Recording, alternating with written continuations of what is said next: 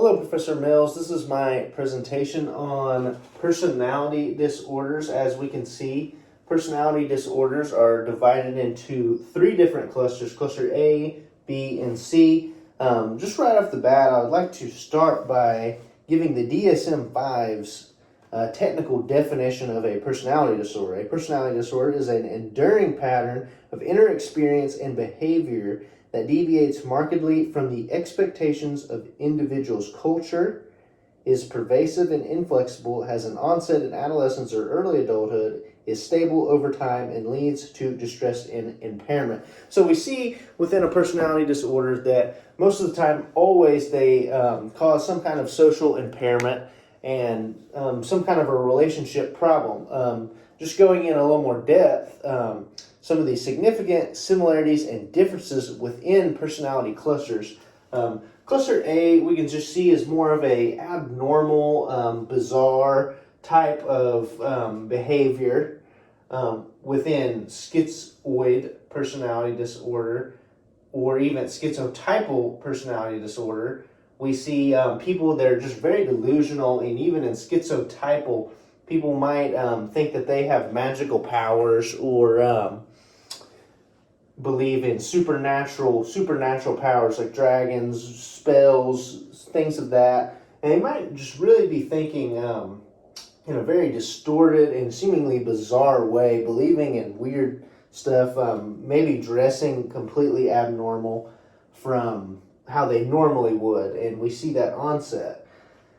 However, and how that is different from cluster B, because cluster B could be described as the tendency for negative emotions. Someone who is borderline, antisocial, narcissistic, or histrionic personality disorder is usually, they all stem from the same type of low self-image, low self-esteem, emotional problems, other dramatic type of problems. And so that is how it's different from cluster A. Cluster C, you could see as, could be described as your people who with anxiety or fear here in cluster C. And then we see OCPD, which is kind of a, I guess you could say, subgenre, maybe of OCD, but not the disorder, just a personality disorder. And we know that OCD is a anxiety coping disorder. Next, why are there similarities in cluster B?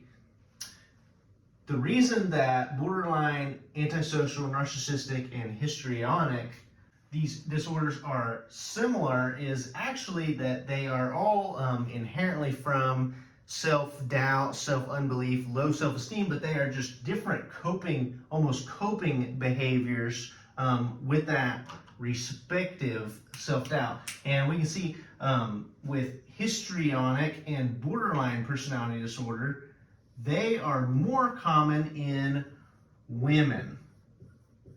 And then antisocial and narcissistic personality disorder are more prevalent in men. And the similarities between these two and these two are just because of the different said, I guess, requirements or expectations differing between men and women. And that's why we can see that histrionic personality disorder is just, I guess you could say, the female version of narcissistic personality disorder, while as antisocial personality disorder is the male version of borderline personality disorder. So they really are all interconnected and are just seen as a different coping mechanism with respect to that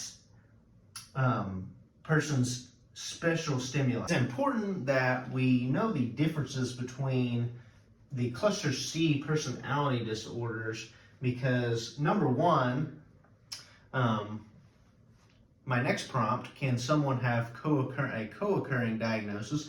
We see in the avoidant personality disorder that oftentimes coincides with social anxiety disorder, and actually 90% of the time someone with avoidant personality disorder actually has a social anxiety disorder.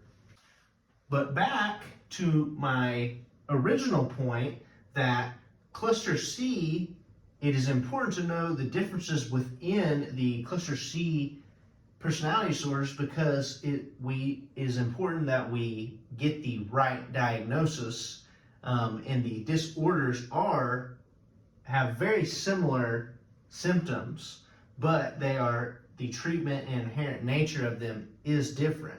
So it's important that we distinguish what particular personality disorder it is, so that we can accurately treat that disorder. This is my presentation on personality disorders. Thank you.